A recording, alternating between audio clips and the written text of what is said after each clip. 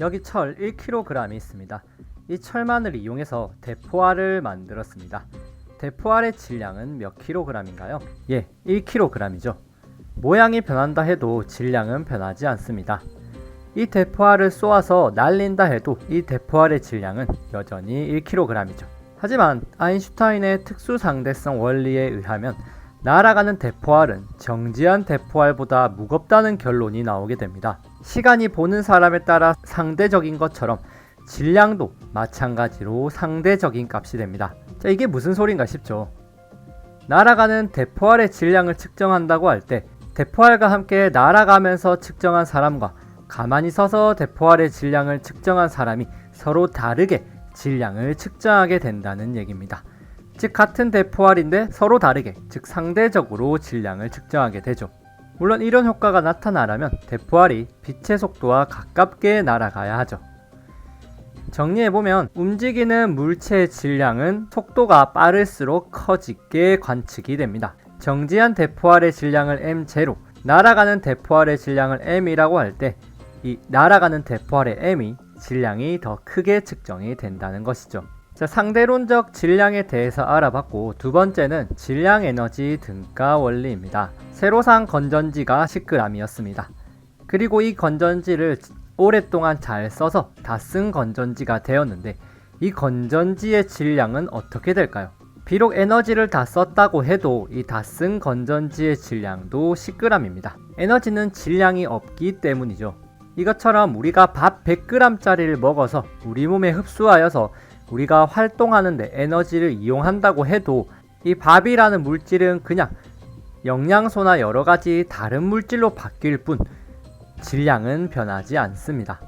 이건 역시 그냥 밥 속에 있던 에너지만 뽑아서 우리가 썼을 뿐 에너지는 질량이 없기 때문에 그대로 질량이 유지되죠. 이것을 질량 보존 법칙이라고 합니다. 그런데 특수 상대성 이론에 의하면 질량과 에너지는 서로 바뀔 수 있다고 얘기합니다. 이게 무슨 얘기냐면 10g의 초콜릿 중에 1g을 떼어내어서 이것을 에너지로 바꾸어서 자동차를 충분히 굴릴 정도의 에너지까지 발생시킬 수 있다는 얘기입니다. 이것은 1g의 초콜릿을 태우거나 하여서 다른 물질로 바꾼다는 얘기가 아니라 아예 사라지면서 에너지로 바뀐다는 충격적인 얘기죠.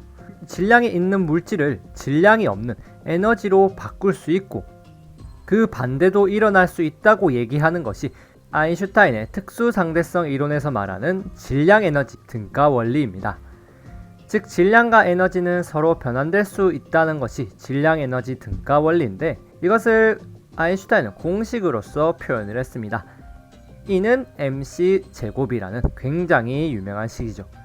E는 에너지이고 m은 질량, C는 빛의 속도입니다. 자, 이 계산에 의하면 겨우 초콜릿 1g으로 무려 에너지가 9 곱하기 10의 13승줄이라는 어마어마한 에너지가 나오게 됩니다.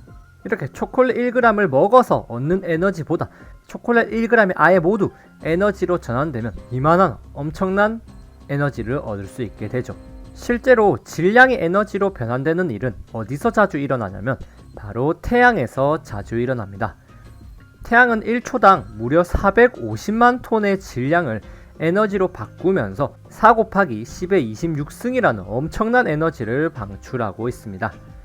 말했듯이 이 사라진 450만 톤은 어디로 날아가거나 다른 물질로 바뀐 게 아니라 정말 그냥 에너지로 변하게 된 것입니다. 태양에서 이렇게 질량을 없애서 에너지로 바꾸는 과정이 바로 핵융합이라는 반응을 통해서 이루어지는데요.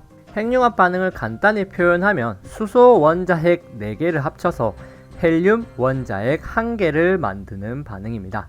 상식적으로는 이 수소 원자핵 4개 합친 것만큼 헬륨 원자핵의 질량이 나와야 된다 라고 생각하지만 실제 둘의 질량을 비교해보면 헬륨 원자핵의 질량이 작다는 것을 알 수 있습니다. 얼마만큼 작습니까? 0.029만큼의 질량이 사라졌음을 알 수가 있죠. 이 질량은 어디로 날아간 것이 아니라 이 0.029만큼 질량이 에너지로 바뀌어 버렸기 때문입니다. 핵융합 반응에서 이렇게 질량이 사라져서 에너지로 바뀌는 이것을 질량 결손이라고 하는데 이 질량 결손이 일어난 만큼 에너지로 변하면서 태양은 엄청난 에너지를 방출하고 있는 것이죠. 이런 원리를 이용해서 전기 에너지를 만들어 쓸 수도 있는데 이것이 원자력 발전소에서 전기를 생산하는 방법이죠. 이에 대해서는 다음 시간에 깊이 다루어 보도록 하겠습니다.